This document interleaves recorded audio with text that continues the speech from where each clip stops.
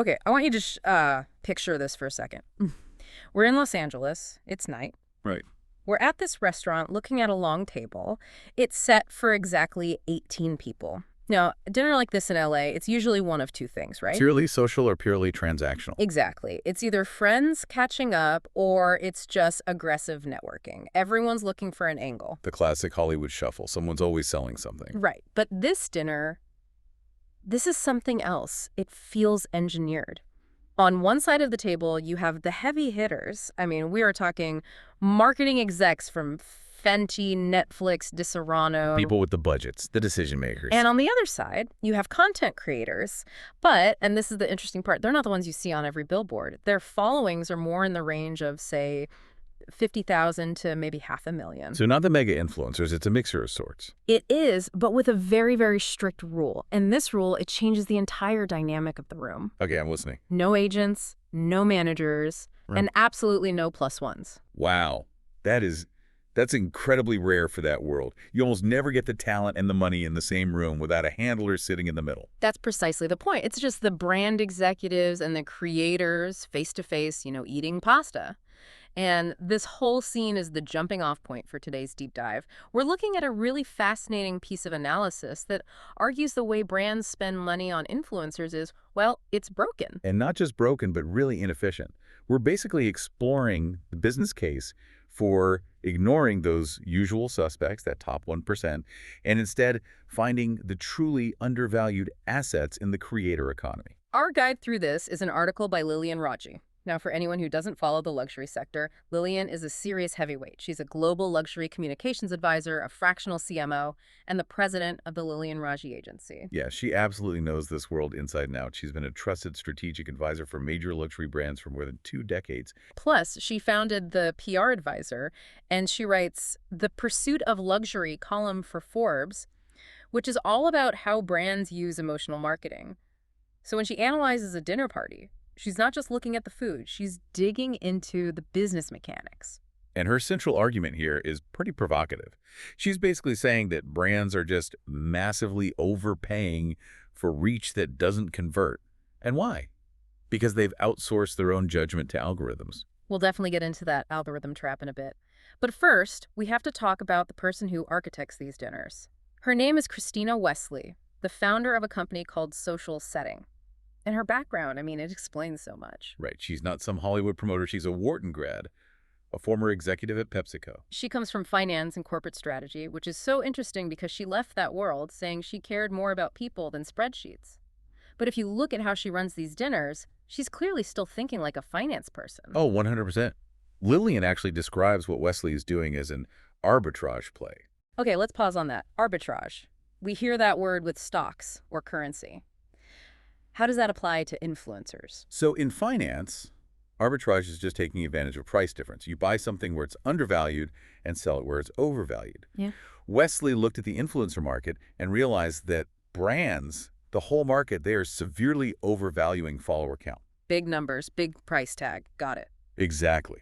And at the same time, the market is undervaluing these high-skill, maybe more niche creators just because they don't fit a certain mold or they aren't in the big PR databases.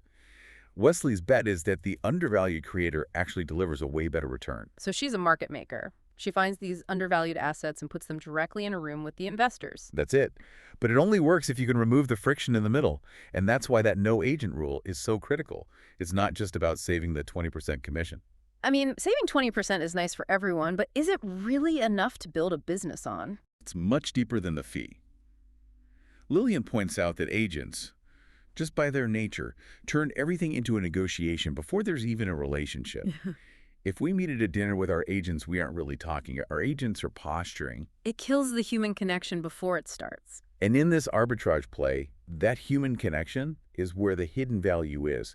You can't see professionalism or cultural fluency on a spreadsheet. You have to feel it. By taking the agents out of the room, Westley lets the brand audit the asset, the creator, directly. Okay, this all sounds great in theory, meet people, be human, find value. But does it actually work on a P&L sheet? Because the article includes some case studies that are honestly pretty damning for the old model. They really are. And the first one we need to talk about is Kate Spade. This one blew my mind. So you have Iris Coker, who is the head of global influencer strategy for Kate Spade. Huge brand. You assume they've got this all figured out. You'd think so. Hmm. But they had a perception problem. They were trying to pivot. Kate Spade has that very specific, Upper East Side, preppy polka dot vibe. But they wanted to push a new initiative focused on women's mental health. They were partnering with Taraji P. Henson's foundation to build safe spaces on HBCU campuses. That's a very serious, very specific mission. That's not just about selling a handbag. Exactly. And Coker looked at her existing roster of influencers, the people they were paying, Yeah. and realized they just couldn't carry that message. She was pretty blunt about it in the article. She described her roster as all white, uninteresting, and cookie cutter. Cookie cutter is the kiss of death in marketing. She said it was the same creator over and over again, different font. Oof, that's brutal. But it's so common because everyone's pulling from the same databases. So Coker gets in touch with Christina Westley, and she says, I need something different. And this wasn't just about diversity for a press release. She needed, in her words, coolness. She needed perspectives that felt real. So they bring in this new group of creators, women of color, trans women. How did it actually perform? This is where the arbitrage pays off. Lilian digs into the numbers. This new, diverse content didn't just do well, it killed in paid media. It actually outperformed the brand's own assets.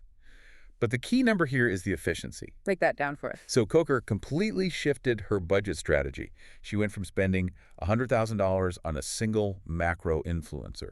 For like one post. Usually a small package, but yeah, effectively one big voice. Yeah. She took that same $100,000 and instead spent $50,000 on 15 smaller creators. Wow.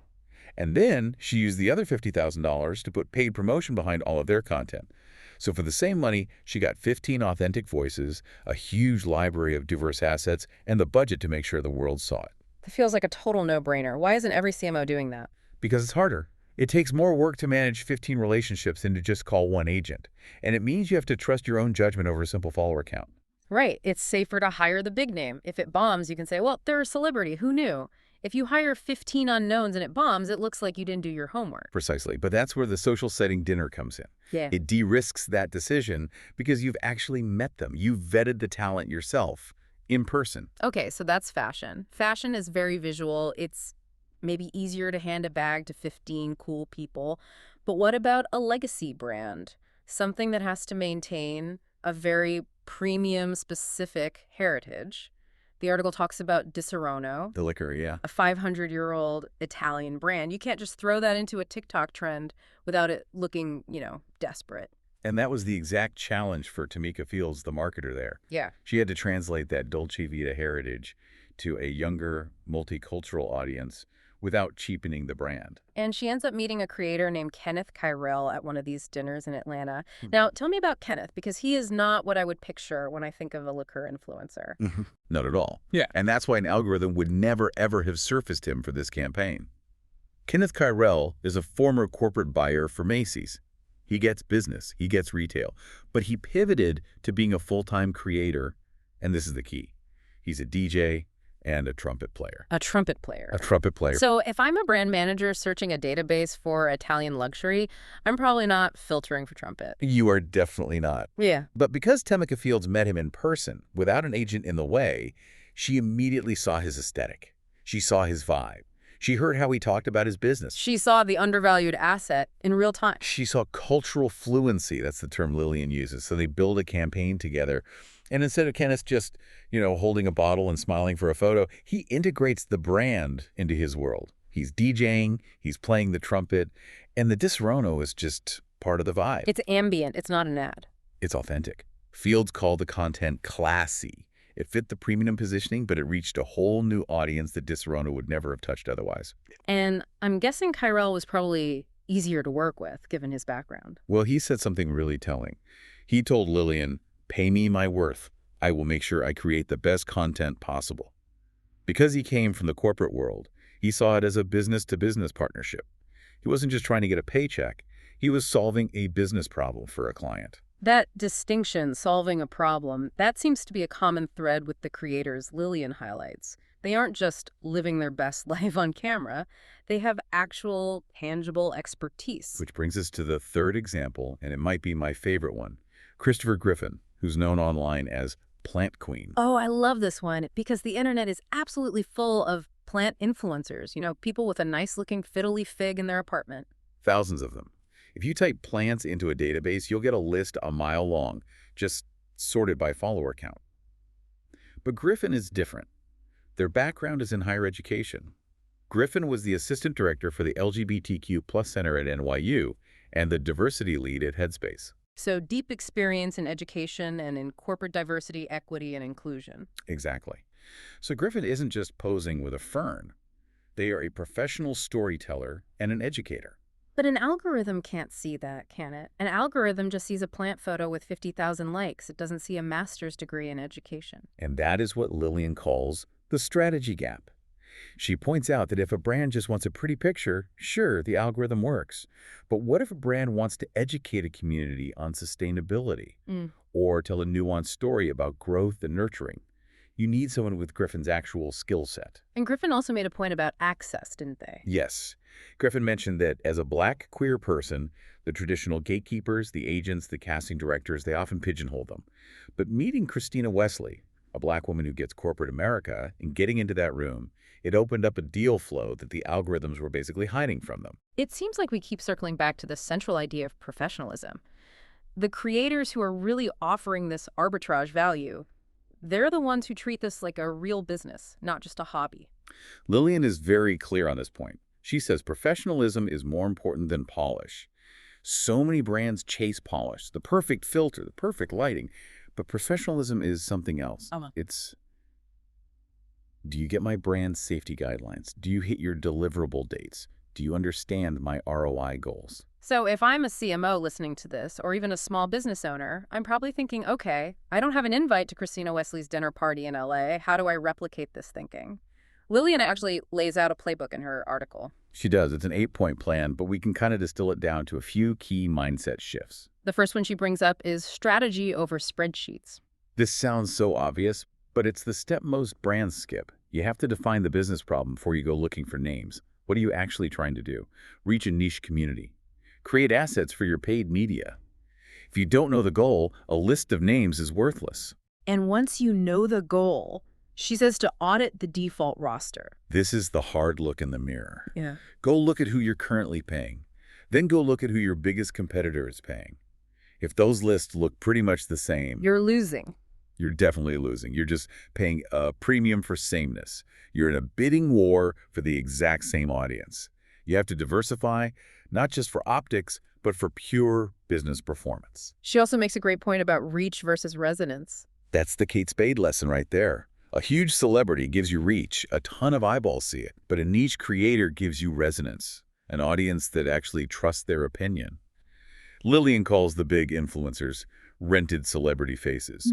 People look, but they don't necessarily act. And then there's the relationship part of it. Ambassadors, not vendors. This goes right back to the no-agent philosophy. When you find a Kenneth Curell or a Plant Queen, invest in them. Don't make it a one-and-done transaction. Build loyalty. If a creator genuinely loves your brand because you've treated them like a partner, their audience can feel that authenticity a mile away. It's the difference between, here's a product I was paid to hold up, and here's a brand I've been working with for a year. It's a huge difference in conversion. Lilian also includes a bit of a warning in the article. She briefly mentions Target as an example. Yeah, she does. It's sort of a cautionary tale about the economics of inclusivity. She makes the point that the pursuit of luxury isn't exclusive to one demographic. When brands fail to appreciate the spending power of diverse demographics, they're literally just leaving money on the table. So it's not just a feel-good thing? No, it's about the very real financial consequence of ignoring huge segments of the market who have money to spend but don't see themselves reflected in your marketing.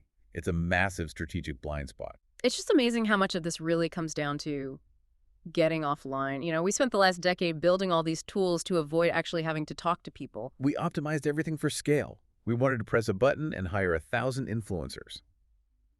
But Lilian's analysis of these dinners suggests that the most sophisticated technology we still have is just human judgment. The ability to sit across the table from someone, look them in the eye, and just say, I get what you're doing. Christina Westley calls it monetizing the delta. The gap between what brands say they want, which is fresh storytelling and cultural nuance, and who they actually end up hiring. The algorithm gives you who you hired yesterday. A dinner party can give you who you should hire tomorrow. It's a really powerful argument for slowing down in order to speed up. And for looking in places where your competition just isn't, if everyone is fishing in the same pond, maybe go find a new lake. Or at least, a different dinner table. So what does this all mean for you listening? I think Lilian sums it up perfectly when she says the influencer economy spent a decade optimizing for databases and scale, but the next phase, that's all about discernment. It's about having the judgment to recognize value before the rest of the market catches on. I mean, that is the definition of a great investor. I love that. Now, we've covered the big ideas here, but Lillian's article has so much more detail on the execution side. It really does. If you want that full breakdown, the complete 8-point playbook for CMOs, you have to go read the full article on Forbes. And for anyone interested in the broader luxury market and this kind of thinking, you should definitely check out her website. It's www.lilianraji.com. She has a ton of great analysis there from her years as a columnist and an advisor. Absolutely worth a bookmark. So we'll leave you with this one thought to chew on. We talked about getting rid of the agents. We talked about ignoring the vanity metrics. So ask yourself this. If you took away the follower counts and you took away the agents and you just looked at your current marketing strategy, would your brand still have anyone interesting to talk to? That's the question. Thanks for listening to this deep dive. We'll see you next time.